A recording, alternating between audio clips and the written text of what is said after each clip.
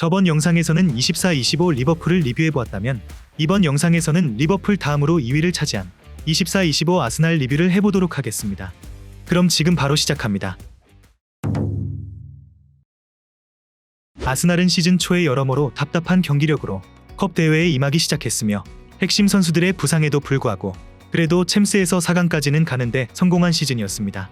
하지만 문제는 중요 경기마다 고꾸라지는 경기력으로 그동안 계속해서 문제로 꼽히던 골의 부재가 가장 뼈저리게 다가왔는데 리그에서는 리버풀에게 압도적인 승점 격차로 일찌감치 우승 경쟁에서 밀리며 결국 다시 한번 리그 3연속 연속 준우승이라는 뼈아픈 역사를 반복하게 되었습니다.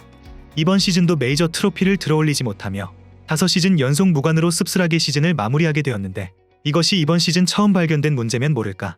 지난 시즌 미넨과의 챔스 8강 이후 보드진이 공격수 영입의 필요성을 인지했음에도 불구하고 무려 3번의 이적 시장 동안 공격수 영입이 없었기 때문에 빼도 박도 못한 명백한 아스날 보드진 및 이적 담당 부서의 치명적인 실책이라고 볼 수 있겠습니다. 수많은 부상과 빠듯한 일정 속에서 분명 챔스 4강은 아스날 팬들 기대 이상의 성과임에는 분명하지만 그 과정과 마무리가 아스날 팬 모두가 동의할 수 있을 만큼 매끄럽지 못했고 지난 시즌부터 문제점들을 개선할 것처럼 언플을 해온 보드진은 그 어느 것도 개선하지 않으면서 팬들과 선수들의 열정과 노력을 전부 배신하는 파렴치한 행동과 무능함을 보여주었습니다. 결과론적이긴 하지만 이번 시즌은 레알 상대로 완승을 거둔 점과 챔스 4강에 진출했다는 점을 제외하고는 모든 면에서 뚜렷한 발전이 보이지 않은 제자리 걸음 시즌이 되었죠. 물론 한때 챔스권에서도 멀어졌던 아르테타 체제의 아스날이 나름 괜찮은 경쟁력을 갖추기는 했으나 여전히 2020년 FA컵 결승 이후로 트로피를 들어올리지 못하고 있죠.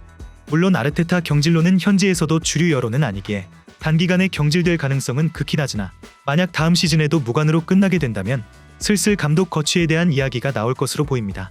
그럼 지금부터는 각 포지션별 선수 평가를 알아볼 텐데 알아보기에 앞서 1부터 10까지의 점수로 선수들을 평가했으며 선수들의 평가 점수는 주관적인 점수라는 점 알려드립니다. 먼저 골키퍼 부문의 다비드 라야 10점 만점에 10점입니다. 이번 시즌 브렌트포드에서 완전 영입된 라야는 온전한 아스날 소속으로 치른 첫 시즌으로 지난 시즌의 활약이 결코 우연이 아님을 입증한 선수였습니다. 한 시즌 최다 클린시트를 기록하면서 2시즌 연속 프리미어리그 골든 글러브를 수상한 라야는 이번 시즌 유럽의 탑급 골키퍼의 폼으로 성장해 사실상 라야가 이번 시즌 아스날에 없었더라면 더욱 힘든 시즌이 되었을 것이라는 평이 많죠. 물론 페널티킥 상황에서 아쉬움이 언제나 지적되고 있지만 올 시즌 아스날의 꾸역승 중 상당수가 센터백 라인과 라야의 선방에서 나왔기 때문에 이번 시즌 큰 역할을 해주었다고 볼 수 있겠습니다. 다음 수비수 부문의 리카르도 칼라피오리 10점 만점에 5점입니다. 이번 시즌 아스날의 영입생 칼라피오리는 영향력을 발휘하기까지 걸린 시간 대비 활약도를 고려하면 아스날 선수들 중에서도 꽤 뛰어난 편에 속한 선수였습니다. 하지만 잦은 부상과 더불어 나올 때 수비적으로 불안한 모습을 종종 보이면서 굳이 여름에 데려왔어야 했냐는 반응도 있죠. 다만 영입 시점에서 아스날의 상황을 보면 절대 나쁜 영입이라고 볼 수는 없으며 중요한 순간 특유의 슈팅 능력으로 골을 넣어 경기 양상을 바꾼 경우가 2번이나 있어 선수 개인의 능력 자체를 의심하는 수준은 아니죠. 다만 단순 불운을 넘어 부상이 지속된다면 굳이 무리하여 영입한 보드진에 대한 비판은 피하지 못할 것으로 보입니다. 다음 수비수 부문의 올렉산드르 진첸코 10점 만점에 2점입니다. 진첸코는 한때 아스날의 공격 전개에서 핵심적인 역할을 맡으며 유럽에서 가장 위협적인 공격진 중 하나를 이끄는 열세였습니다. 하지만 그의 수비적인 불안함 때문인지 출전 시간을 좀처럼 얻지 못하고 있는 상황이며 잔부상과 기량 저하가 눈에 띄게 나타나고 있고 후반기 들어 스켈리와의 주전 경쟁에서 완전히 밀리며 냉정하게 더 이상 아스날에서의 미래는 없어 보입니다. 다음 수비수 부문의 마일스 루이스 스켈리 10점 만점에 8점입니다. 이번 시즌 1군에 승격된 두 신성 중 하나로 특유의 자신감 넘치는 저돌적인 플레이와 더불어 좌측 풀백이 줄부상인 가운데 가장 안정적이면서도 인상적인 폼을 보여준 선수 중 한 명이었습니다. 이번 시즌 그러한 활약으로 눈도장을 확실하게 찍었는데 물론 저돌적인 플레이가 역효과를 본 경우가 없는 것은 아니나 선수의 나이와 팀에 대한 기여도를 고려한다면 비판을 넘어 비난을 하는 팬은 사실상 없죠. 다음 시즌은 어떤 방향을 택할지 아르테타의 선택에 달려있는데 이번 시즌 준수한 활약을 보여주었던 레프트백 자리에 정착할지 아니면 본래 포지션인 미드필더에 정착할지는 다음 시즌에 지켜봐야 될 것 같습니다. 다음 수비수 부문의 키어런 티어니 10점 만점에 3점입니다. 지난 시즌 레알 소시에다드로 임대되어 아르테타의 스쿼드 구상에서 완전히 벗어나 있었던 티어니가 아스날과의 계약 마지막 해까지 잔류했다는 사실은 많은 이들에게 꽤나 놀라움으로 다가왔죠. 그럼에도 그는 출전 기회가 주어졌을 때마다 벤치 자원으로서 충분히 제 역할을 해냈고 작별 경기에서는 골을 터뜨리며 유종의 미를 거둔 티어니는 여전히 아스날 팬들 사이에서 큰 사랑을 받는 선수로 남아있죠. 다음 수비수 부문의 가브리엘 마갈량이스 10점 만점에 9점입니다. 이번 시즌 라야와 함께 아스날 최고의 선수로 꼽히며 살리바와 함께 엄청난 합을 보여주던 마갈량이스는 이번 시즌 심지어 세트피스 주요 득점원이 되면서 자신의 목 이상까지 해낸 선수였습니다. 이번 시즌부터 브라질 국가대표팀 선발 자리도 차지하면서 이제는 그가 더 폭넓은 인정을 받고 있지만 후반기에 햄스트링 부상으로 완전히 이탈하면서 아스날 팬들에게는 후반기에 누구보다 그리웠던 선수였죠.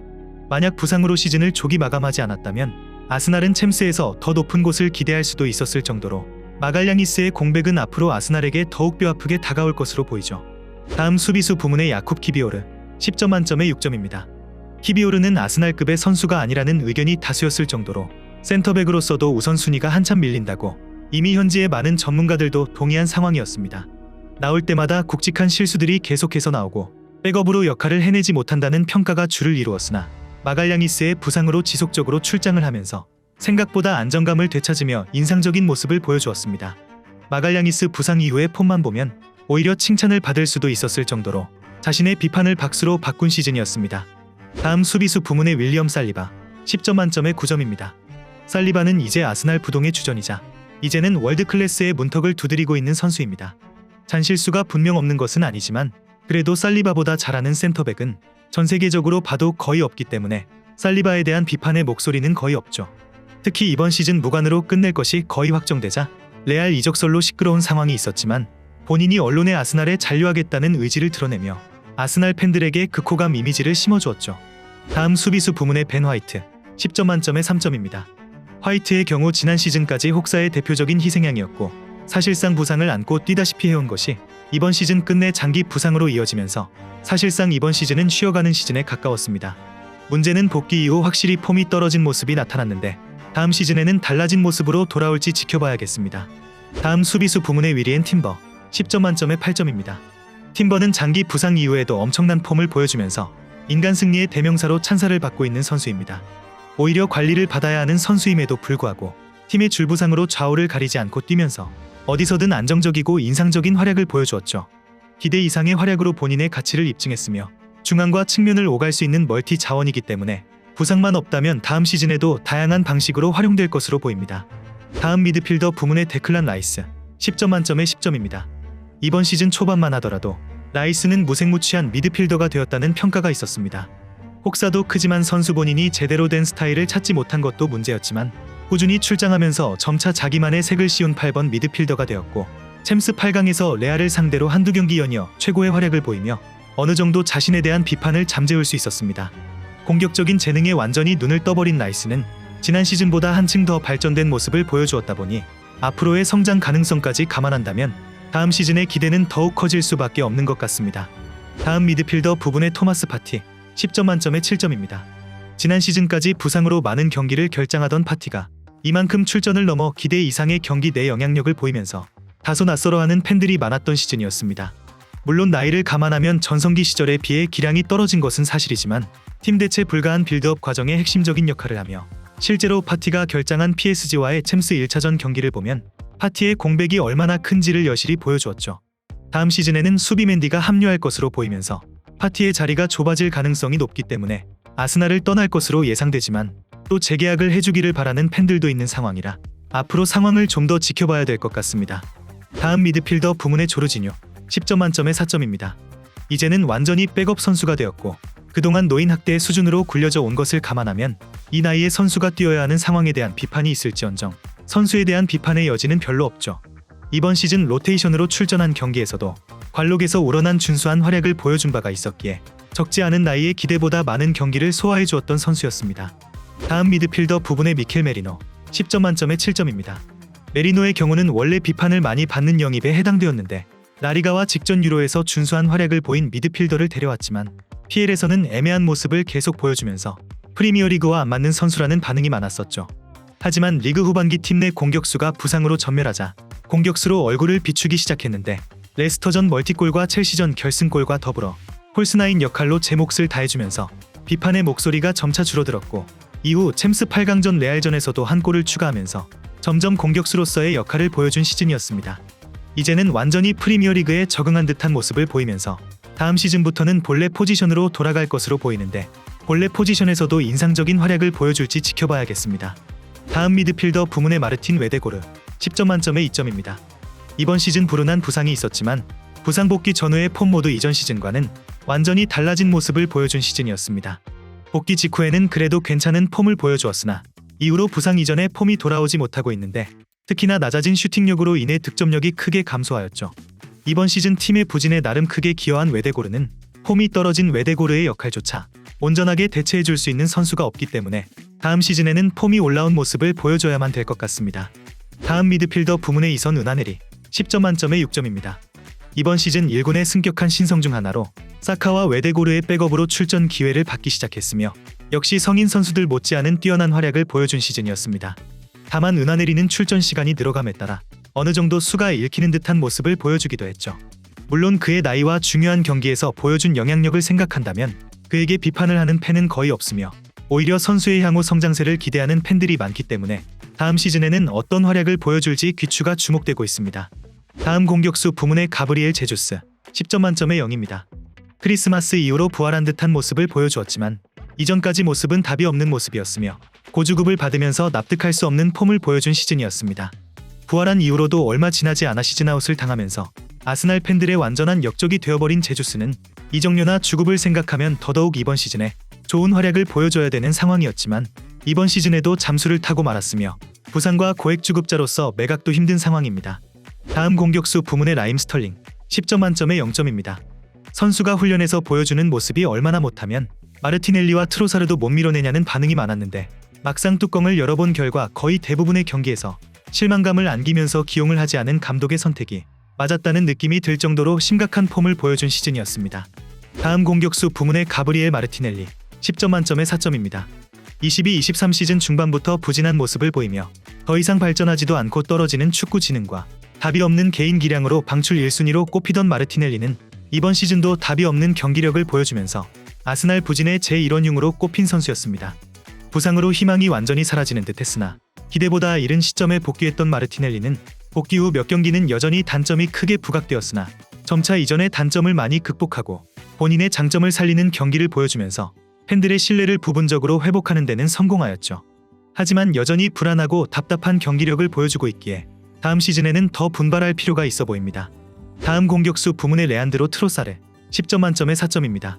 지난 시즌까지는 조커로서 쏠쏠한 선수였지만 계속해서 주전으로는 무리가 있다는 평이 있었고 결국 이번 시즌에 눈이 썩는 경기력을 보여주면서 큰 비판을 받았던 선수 중 한 명이었습니다. 물론 이번 시즌은 본인에게 가장 잘 맞는 왼쪽 윙이 아닌 웨데고르의 백업인 메잘라 자리에서 많이 나왔는데 이로 인해 왼쪽 윙에서의 영향력도 떨어진 것이 문제이며 선수 본인이 자신의 역량 이상의 출전 시간을 바라고 있어 팀 기강에도 안 좋은 영향을 끼치고 있는 상황이죠. 다음 공격수 부문의 카이 하베르츠 10점 만점에 6점입니다. 이번 시즌 하베르츠를 믿고 아스날은 공격수를 또 한 번 영입하지 않았고 실제로 시즌 득점이 10골이 넘어가 나쁜 수치는 아니지만 하베르츠는 엄연히 아스날의 주전 공격수이고 경기력에 저점이 났다는 단점도 여전했기 때문에 빅찬스도 계속 놓치며 비판의 목소리가 커진 선수입니다.